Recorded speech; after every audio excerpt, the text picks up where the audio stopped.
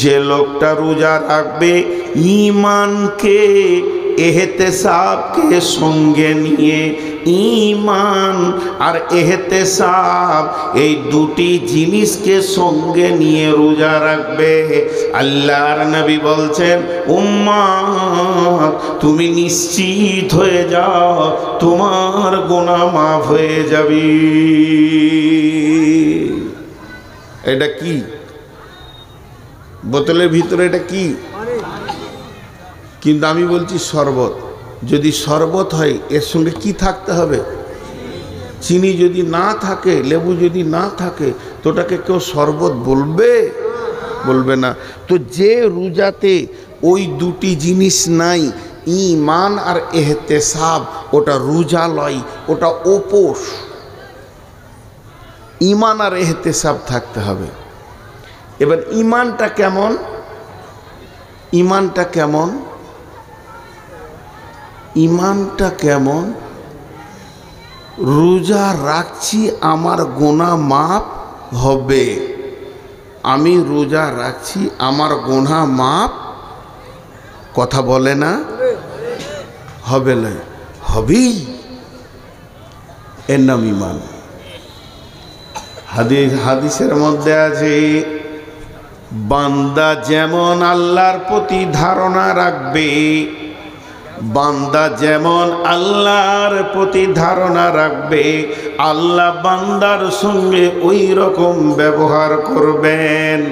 অতএব বন্ধুরে, আপনার আমার ঈমান যদি 100% থাকে, তাহলে আপনার আমার রব আপনার আমার জীবনের গুনাহকে মাফ করবেনই করবে।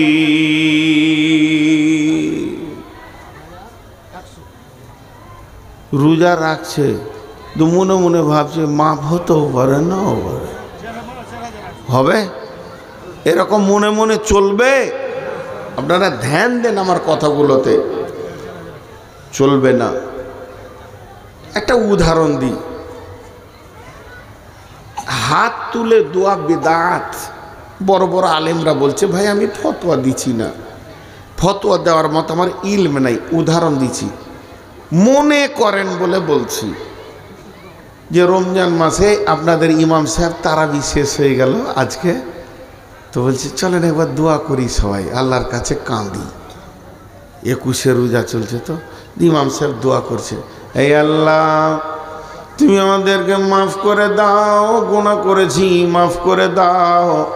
ঈদগাহের ময়দানে হাত তুলে দোয়া করছি, মাবুদ তুমি আমাদেরকে ক্ষমা করে দাও, মাফ করে দাও। জেনা করেছি মাফ করে দাও, চুরি করেছি মাফ করে দাও। মাবুদ কত মিথ্যা কথা বলেছি, তুমি আমাদেরকে মাফ করে দাও।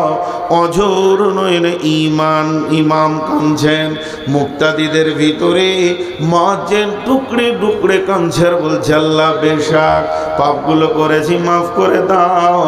এরই ভিতরে হাজি সাহেব কাঁদছেন, গাজী সাহেব কাঁদছেন, গায়ের মাস্টার সেও বলছে মাবুদ বেশাক অনেক গুনাহ করেছি, তোমার নবী বলেছে রোজাতে গুনাহ মাফ হবে, এই আল্লাহ তুমি মাফ করে দাও, এই মাফ করে দাও। অঝোর নয়নে সবাই কাঁদছে।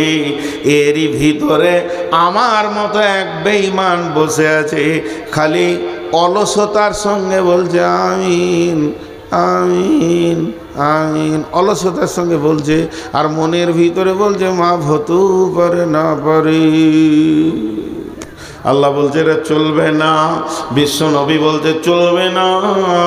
তুমি যেদিন রোজা রাখতে শুরু করবে, তুমি নিয়ত করে নাও আমার রব আমাকে মাফ করবেনই করবে। হযরত ওমর বলছেন আসমান থেকে যদি এলান হয় সারা পৃথিবীর মানুষ জান্নাত চলে যাবে, একজন জাহান্নামে যাবে, তাহলে আমি ওমর সেই জাহান্নামীটা।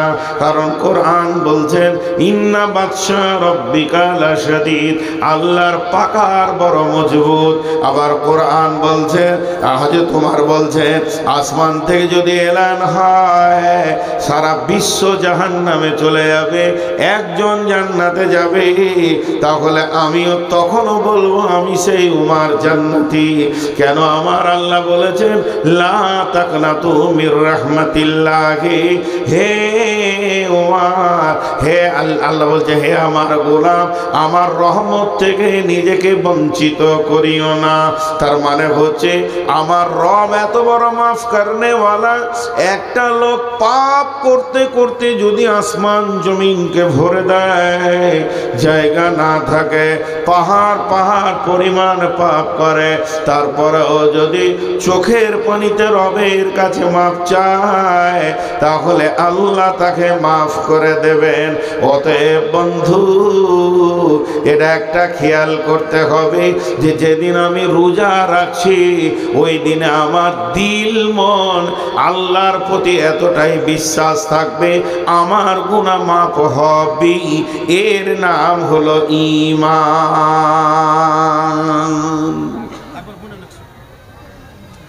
এর নাম ঈমান। ঈমানের নাম একটা উদাহরণ দিই, খুব শুনে ভালো লাগবে। আমার বাড়ি বর্ধমান, যদিও বর্ধমান বাড়ি তো আমি বীরভূম সীমান্তে বাস করি, বোলপুরের পাশে। আমার গ্রামটা পরেই 3 কিলোমিটার 4 কিলোমিটার বর্ধমান আছে, তারপরে বীরভূম শুরু। তো রমজান মাস, আমার বিয়ে হয়েছে বীরভূম জেলায়। তো হঠাৎ বোলপুরে যখন পৌঁছাইছি তখন আসরের নামাজ পড়ছি। খেয়াল করে শুনেন উদাহরণটা। আমার শ্বশুরের 6টা বেটা 2টা বেটি, বড়টা আমার কাছে, ছোটটা আরেকজনের কাছে। আর 6টা বেটার বিয়ে হয়েছে, 6টা বউ বাড়িতে আছে। ঠিক ইফতার হতে আর মাত্র ওই 10-15 মিনিট, ইফতার হতে, খাবার শুরু হবে 10-15 মিনিট। হঠাৎ আমি গাড়ি নিয়ে ঢুকে গেছি, 2জন আলিমকে নিয়ে। মৌলানা মুজাম্মেল ভাই আছেন, আমি আছি, আরও বড় বড় 2জন আলিম মাদানি নিয়ে। আচ্ছা, চাষি ঘর, সাদা বাটা খাবার প্রতিদিন হয়, মেহমান আসলে না হলে একটা ব্যবস্থা হয়। আর রমজান মাসের যদি 15-20 মিনিট আগে শ্বশুর ঘর ঢোকা যায় বড় বড় মানুষ নিয়ে, তো ওরা পেরেশানিতে পড়ে গেল। যেহেতু না আনি করতে বলছি, কয়ু দরকার আছে দেখে যান। খুব ধ্যান দিয়ে শুনেন, এই জায়গাটা ধ্যান দিয়ে না শুনলে ইমানের এটা খুঁজে পাবেন না। এবার আমি যখনই গাড়ি নিয়ে ঢুকেছি তা আমার শ্বশুর দেখে চমকে উঠলো, আরে সুবহানাল্লাহ, জামাইয়ের সাথে 4খানা বড় বড় মেহমান। তো 6টা ছালা 6 দিকে দৌড় মারলো। কেউ গেল মাছ আনতে, কেউ গেল মুরগি আনতে, কেউ গেল তেলে ভাজা আনতে, কেউ গেল মিষ্টি আনতে, কেউ গেল আর কিছু আনতে, ফল ফ্রুট আনতে। আর বহুরা সব দাঁতন করছিল, উজু করব, ইফতার করবো, মুড়ি টুড়ি চিড়ে যা আছে খেয়ে নিব। আর তলায় কেউ বটি নিয়ে বসলো, কেউ আলু রেসতে বসলো, কেউ পেঁয়াজ ছিলতে বসলো, কেউ রসুন কুচলাইছে। আমার শাশুড়ি বুড়ি মানুষ, সেও কষ্ট করে হাঁড়িটা নিজে গ্যাস জ্বালাতে গিয়েছে। একটা ঘর শান্ত ছিল, একটা ঘর শান্ত ছিল, একটা ঘর শান্ত ছিল। জামাই আসার কারণে উতাল পাতাল লেগে গেল। আর আমাকে বটুখানায় বসতে দিয়েছে। আমি আর মোজাম্মেল ভাইকে নিয়ে বসে গল্প করছি যে দালালের পাল্লায় পরে বিয়ে হয়েছে, খেতে দিতেও পারে নাও পারে। আচ্ছা, এটা যদি আমার শ্বশুর শুনতে পায়, কলজেটা কেমন জ্বলবে বলেন তো? হ্যাঁ, আর একবার হ্যাঁ না বলেন। বন্ধুরা আমার, আসমান যখন পৃথিবীর বুকে রোজা ঢুকে যায়, আসমান জগৎ তোলপাড় হয়ে যায়। ওরে জাহান্নামের দরজা বন্ধ কর, ওরে শয়তানকে বেঁধে দে, দরজা রহমত মাগফিরাতের দরজাকে খুলে দে, আল্লাহর সামনে দফতরগুলো এনে দে। আমার গোলামেরা রোজা রাখবে আর আমি তাদের গুনাহগুলোকে মাফ করব। গোটা আসমান জগৎ, ফেরেশতা জগৎ তোলপাড় লেগে গেল, রই রই রই রই কাণ্ড লেগে গেল। কেননা রোজা এসেছে, রোজা এসেছে, রব তার গোলামদেরকে মাফ করবে রে। জাহান্নামের দরজায় তালা মেরে দিয়েছে, জান্নাতের দরজা খুলে দিয়েছে। তার রোজাদার বান্দারা সামনে ইফতারকে নিয়ে বসে থাকবে, এখনো 3 মিনিট আছে, মুখে পানি দেবে না। এই দৃশ্যটা আমার রব দেখবে আর তার গুনাহকে মাফ করবে। এই অবস্থাতে যদি কোনো গোলাম মনে মনে নিয়ত করে আমার গুনাহ মাফ নাও হতে পারে, তাহলে আমার রব যখন ওর দিলটা দেখবে, তাহলে আমার রবের দিলে কত আঘাত হবে। ও গুনাহগার গোলামের রে, তোরই গুনাহ মাফের জন্যই তো আমি মাছটা তৈরি করেছি, আর তোর ভিতরে এত নোংরা কথাটা এলো কি করে? এর জন্য বিশ্বনবী বলছেন, তুমি রোজা রাখবে, রাখো, ঈমানের সঙ্গে রাখো। বুঝাতে পারলাম? সকলে জোরে বলেন পারলাম। এবার এহতেসাব বা মানা ইখতিলাস। তোর মনকে জিজ্ঞেস কর কেন রোজা রাখছিস। তোর মনকে জিজ্ঞেস কর তুই কেন রোজা রাখছিস। জি ভাই, তোর মনকে তুই নিজে জিজ্ঞেস কর, এমনি করে মনকে তুই কেন রোজা রাখছিস। ইহতেসাব করতে হবে। একটা কথা বলি আপনাদেরকে, টিউ দেখেছেন সাইকেলের? টিউ, ওই টিউ একটা নজেল আছে, ওইখানে সিরিঞ্চি পাম্পারটা লাগিয়েছে, দিয়ে পাম্প করছে পাম্প করছে পাম্প করছে, ফস ফস ফস ফস, ক্লান্ত হয়ে বসে গেল, ফের উঠে লেগেছে, ফস ফস বসে গেল, ফের উঠে লেগেছে, এইভাবেও চালিয়ে যাচ্ছে। পাম্প হয় না, 1.5 ঘন্টা চালিয়েছে, পাম্প হয় না। একটু বন্ধ রাখি নাকি তোমার জন্যে? একটু ফোনে কথা চলছে, আপনারা একটু সবর করে নেন, লাও বলে লাও। কত খেয়াল আমাকে রাখতে হয়। তো আপনারা আমার দিকে ধ্যান দেন, 1.5-2 ঘন্টা একটা টিউব পাম্প হবে না, পাম্প হয় না। এখন এক মুরব্বী ওইদিকে পার হয়ে যাচ্ছে, বলছে দাদু, বলে কি রে, পাম্প যে হয় না, নতুন টিউব এক্ষুনি দোকান থেকে আনলাম। তো ও তখন ও দাদু লাঠি করে এমনি করে টিউবটা লাটতে লাটতে বলছে, তোর টিউব যে কাটা রে, 1 ইঞ্চি কাটা, নতুন টিউব, এদিকে তাকান, 1 ইঞ্চি কাটা, বেশি নয়। তোকে বলছে তোর টিউব যে কাটা। ও তখন হালকা করে মুচকিয়েছে, বলছে আমি কেটেছি। কথা বুঝতে পেরেছেন? ও নিজে কেটে এবার পাম্প করতে শুরু করেছে। আপনারা বলেন পাম্প হবে? সকলে জোরে বলেন হবে। 5 ঘন্টায় হবে, 5 দিনে হবে। সূরা ইয়াসিন পরে পাম্প করলে হবে কি? আয়াতুল কুরসি পরে পাম্প করলে হবে না। তার কারণ সারা জীবন যদি চালিয়ে যায়, কাটা টিউব পাম্প হবে না, নিজে কেটে পাম্প করতে লেগেছে। এর মতো বড় বৈজ্ঞানিক আর পৃথিবীতে নাই।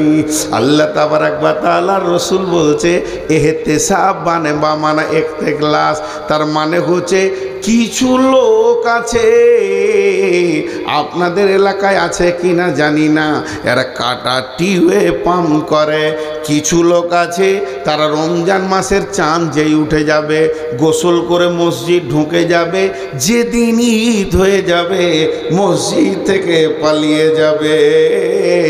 তার কারণ ও খালি প্রতিদিন গুনছে আর 25টা রোজা, আর 20টা রোজা, আর 10টা রোজা, 25টা হলো 5টা রোজা, 28টা হলো আর 2টা রোজা।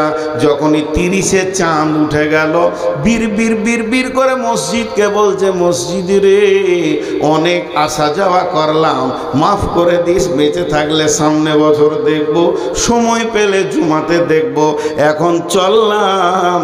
ঈদগাহে গিয়ে দুপুদুপি করে নামাজ পড়ে নিল।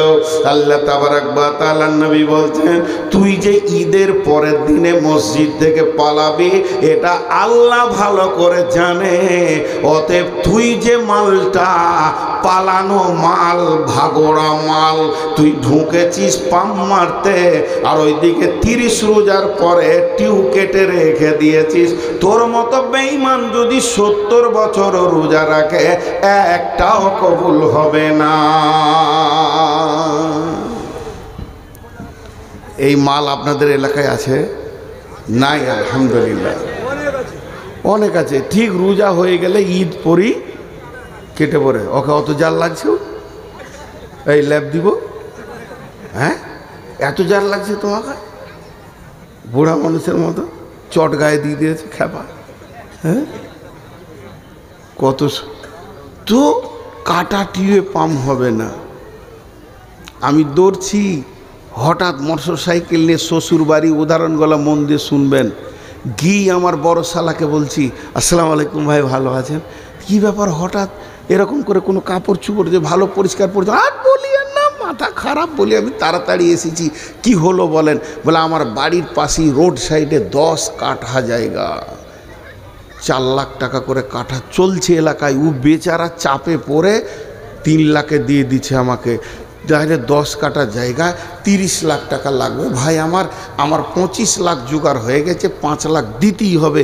আর রাতের মধ্যে যদি 30 লাখ না দিই, আর একটা পার্টি 35 লাখ ধরে দাঁড়িয়ে আছে, ওকে দিয়ে দেবে, জায়গাটা হাতছাড়া হয়ে যাবে। ভাই ওই জায়গাটা আপনার বোনের নামে আর আমার নামে করব, আপনি আমাকে 5 লাখ টাকা ধার দেন। আজকে হলো বুধবার, কাল বৃহস্পতিবার জায়গাটাকে লেখালেখি নিয়ে ব্যস্ত থাকব। শুক্রবার জুমার দিন কোথাও যাব না। শনিবার রবিবার বাদ দিয়ে সোমবার দিন আপনি ঘরে না থাকলেও আমি টাকা এনে ভাবির হাতে দিয়ে চলে যাব। আমার টাকা ব্যাংকে আছে, রাতে তোলা সম্ভব নয়। শালা তো মনে মনে ভাবছে যে জাগা 5 কাটা যদি ওয়ার হয়তো 5 কাটা আমার বোনের তো হচ্ছে, তো আমার বোনের তো একটু মজবুত হচ্ছে। ক্যাশ ঘরে ছিল, 5 লাখ দিয়ে দিলে। আর আমি খালি ঘন ঘন বলছি সোমবার দিবই, সোমবার কোথায় যাবো না, দিয়ে দেবো। ওটা মুখে বলছি এখানে, আর ভিতরে বলছি টাকা দিয়ে দেখ রে শালা, কত সোম যাবে তোর। সোম যেতে যেতে তুই কবরে চলে যাবি। তোর বোন আছে আমার কাছে। এটা হচ্ছে কোথা বুকের কথা। ও আমাকে টাকা দিল কেন, আমার এইখানটা বুঝতে পারলো না। মানুষ বুঝতে পারলো না, টাকা দিয়ে দিল। কিন্তু একবার আপনি বলেন ও বুঝতে পারলো না, তা আমি যে রোজার পর থেকে পালাবো, আল্লাহকে বলছি খালি গোনাটা মাফ করে দে, তারপরে কেটে পড়বো। আল্লাহ কি জানে না? যারা বলেন, গাঁওয়ালা বলছে মুসাল্লি এলো, মুসাল্লি গেল। ইমাম বলছে মুসাল্লি এলো, মুসাল্লি গেল। মাস্টার বলছে মুসাল্লি এলো, মুসাল্লি গেল। সবাই বলছে মুসাল্লি এলো গেল। আর আমার রব আসমান থেকে বলছে চিটিং বাজেলো, আর মসজিদ থেকে চিটারি করে চলে গেল। এর জন্য নবীজি বলছেন তুমি 2টি জিনিসকে ঠিক করো। 1 নম্বরে তুমি ঈমানকে ঠিক করো যে আমি রোজা রাখছি, আমার গুনাহ মাফ হবে। আর 2 নম্বরে তুমি ঠিক করো ইহতিসাব, যে আল্লাহ আমি যে পাপ করেছি তুমি মাফ করে দাও। আমার জীবদ্দশায় আমার জ্ঞান বশত দ্বিতীয়বার আর আমার দ্বারা এই পাপ হবে না।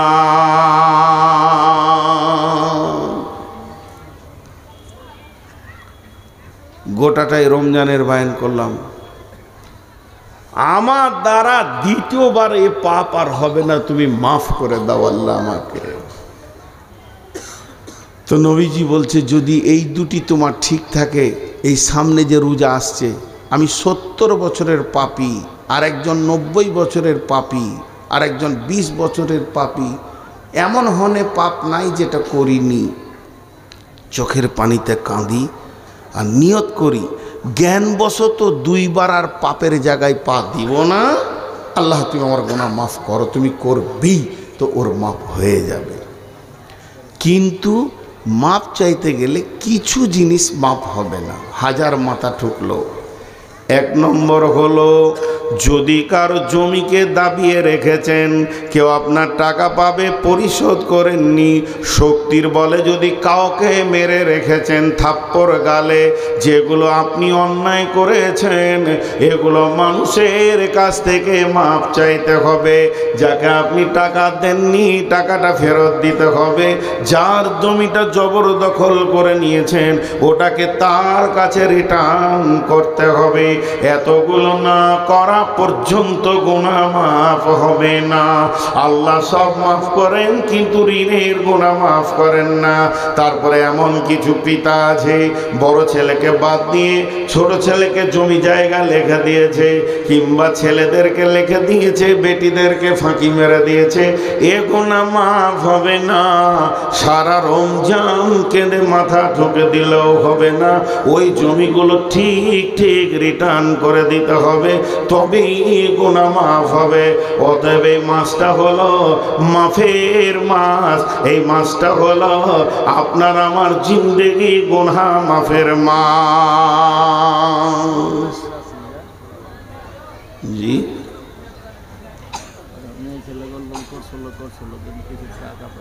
কত বলো?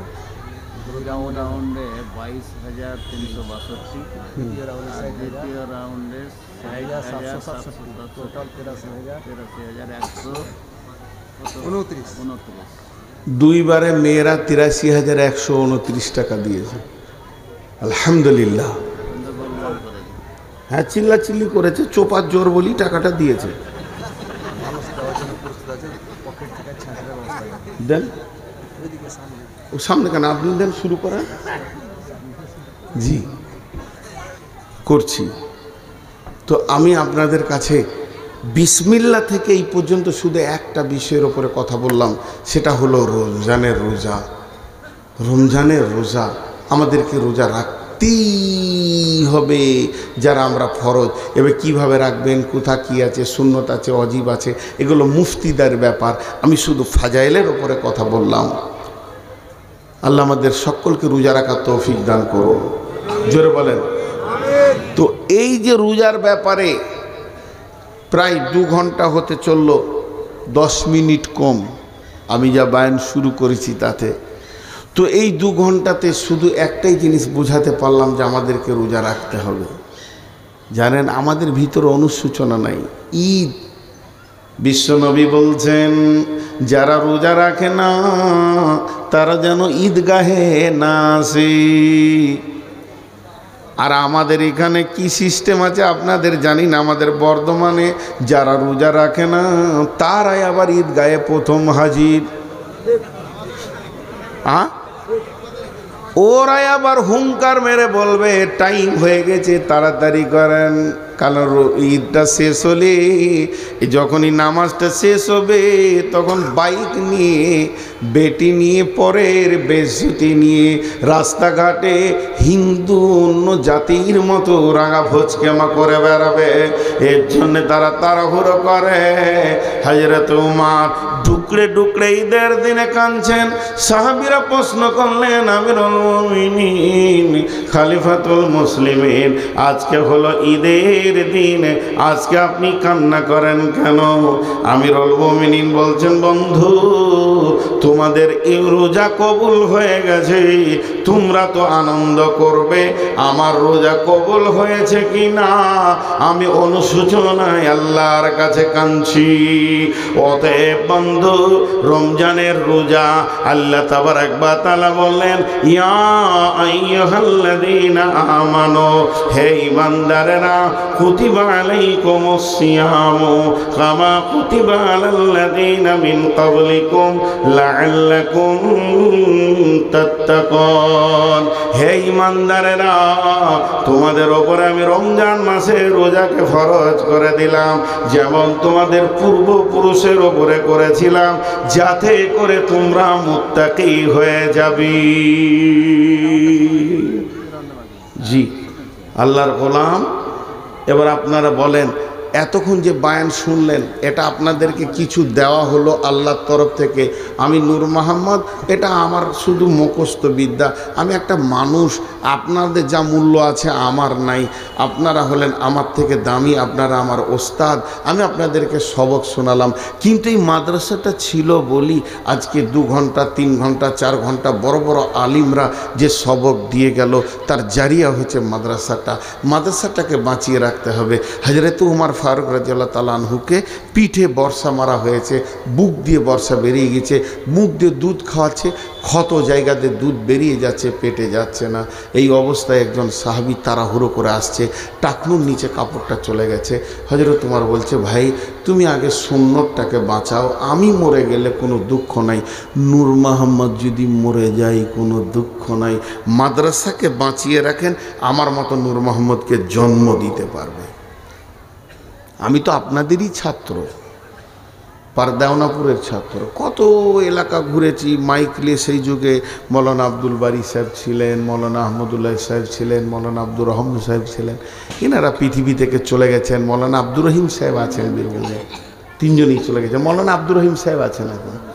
তো সেই ব্যক্তিদের পেছন করে করে এই ঢাপি পাড়া, কোন পাড়া, পোস্ট অফিস পাড়া, মৌলানা সাহেবের বাসায় খেয়েছি, ওখানে রাতে কালেকশন করা, এই করা, ওই দৌলতপুর পর্যন্ত গেছি, সব ঘুরেছি, বাখড়াবাদ টাকড়াবাদ সবই চিনি। 2-3 বছর এখানে কাটিয়ে গেছি। বিধায় আজকে সেই মাদ্রাসা আছে বলি আজকে আমাকে দেখতে পেয়েছেন। মাদ্রাসাটা যদি না থাকতো আমি কি কাঁঠাল গাছে হয়েছি, নাম গাছে হয়েছি? কোন আল্লাহর গোলাম আছেন এই মাদ্রাসাকে বাঁচার জন্য 10, 20, 50, যার কাছে যেমন আছেন, 1000 টাকা, 1000, 2000, 5000, 7000, 10000, আল্লাহর রস্তে বলেন, আল্লাহর রস্তে বলেন। আমি একদম পুরো 12:30 ছাড়বো। কামাল সাহেবের ছেলেরা সবাই মিলে আব্বার জন্য 10,000 টাকা দিয়েছেন। মাশাআল্লাহ, দেখেন কেমন, যেমন বাপ তেমনি সন্তান। আর কেউ আছেন আল্লাহর গোলাম, রসুলের উম্মত বলেন, আর ওই বক্তাকে নিয়েছেন? হ্যাঁ, মহিলাদের বললাম তো, হ্যাঁ ওটা তো বলছি। মা বোনেরা আপনারা কিছু কিছু করে দেন। আর এখানে একবার চাদর ভরেন, চাদর ভরেন। এদিকে ভাই এখানে চাদর দেন। বাচ্চারা, মাদ্রাসার ছাত্ররা, কই রে বাবা তোমরা একবার চাদর ধরে ঘুরে দাও বাবা। যার কাছে যা আছে দেন। আমার পরে আপনাদের কাছে বক্তা আসছেন মৌলানা সোহেল সালাফি, বয়সে আমার থেকে ছোট, কিন্তু আলেম অনেক বড়, অনেক পণ্ডিত মানুষ, দিগ্গজ পণ্ডিত।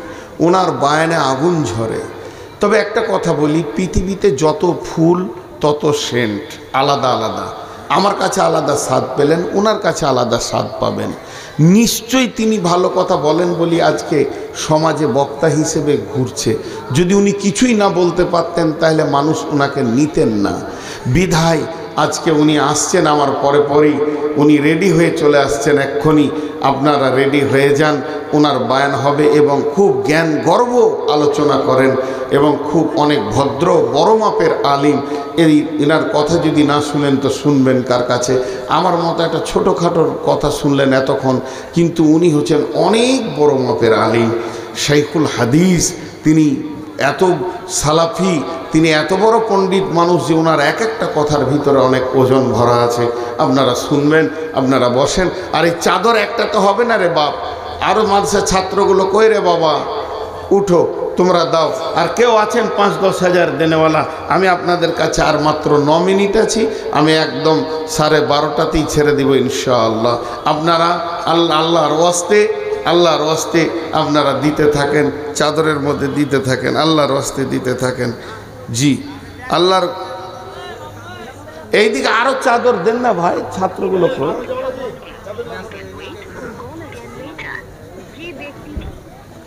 আরো চাদর দেন। জি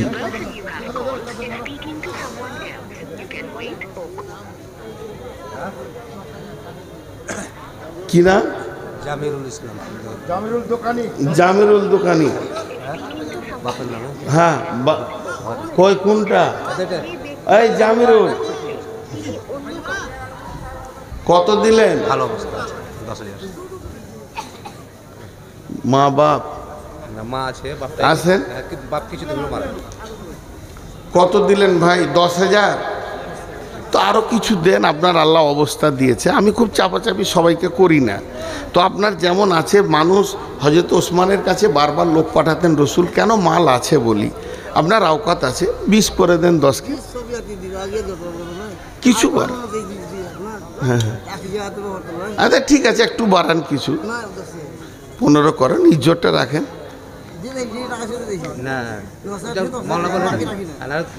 দেখেন আপনি আপনার ইচ্ছে, জবরদস্তি কিছু বলবো না।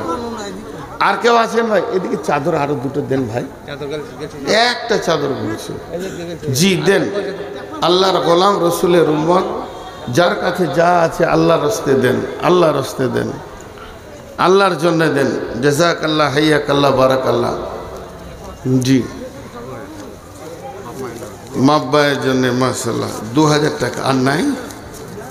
মাশাআল্লাহ দেন, জাযাকাল্লাহ। এই আল্লাহ দানগুলো তুমি কবুল করে নাও, এদেরকে তুমি মাফ করো, ক্ষমা করো, দয়া করো।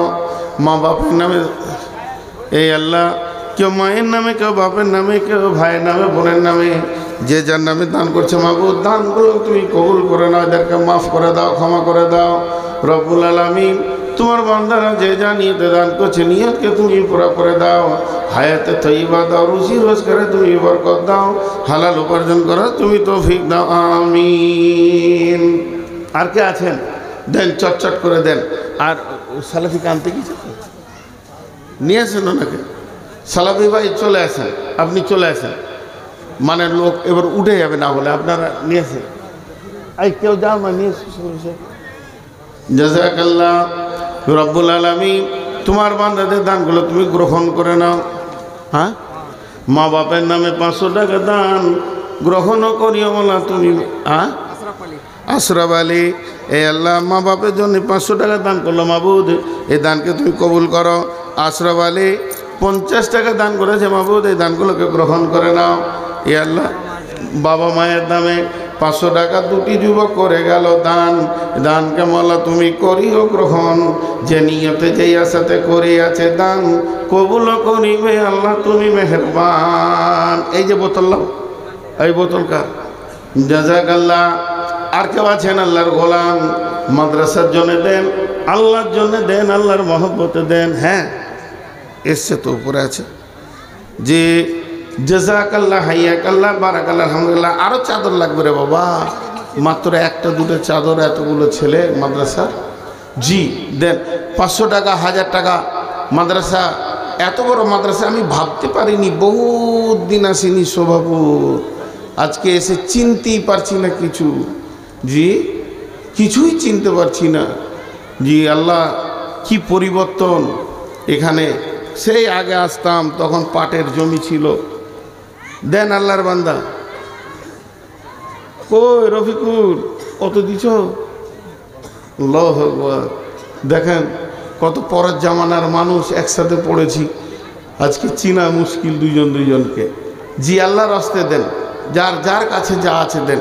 বেশি থেকে বেশি চাদরে দেন, 10, 20, 50 একদম চাদরে দেন, এখলাসের সঙ্গে দেন। আল্লাহ আপনার দানকে কবুল করবেন। জি কই আল্লাহর বান্দা আছেন? দেন দেন, আল্লাহর রাস্তে দেন। জাযাকাল্লাহ। এই আল্লাহ তোমার বান্দাদের দানগুলো তুমি গ্রহণ করো। মা বাপের জন্য 400 টাকা দান গ্রহণ করিও মাওলা তুমি মেহেরবান, যে নিয়তে যে আশাতে করে গেল দান, কবুল করিও তুমি ওগো সুবহান। আর লাগবে না, রাগ করিও না সব। আমার চাপ হচ্ছে খুব, দিয়ে বকছি, কত পড়বো, পড়তেই পেছি না, সময় পেছি না, দিনে ঘুমাইছি। জি আর কেউ আছেন?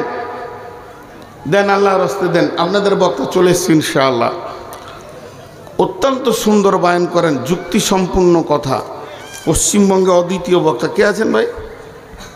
মাশাআল্লাহ, জাযাকাল্লাহ, হাইয়াকাল্লাহ, বারাকাল্লাহ, আলহামদুলিল্লাহ। এ আল্লাহ, তোমার বান্দাদের দানগুলো তুমি কবুল করো, এদেরকে মাফ করো, এদেরকে ক্ষমা করো, এদেরকে দয়া করো। আল্লাহ রুজি রোজগারে তুমি বরকত দাও, হালাল উপার্জন করো তুমি তৌফিক দাও। আসসালামু আলাইকুম ওয়া রাহমাতুল্লাহি ওয়া বারাকাতুহু।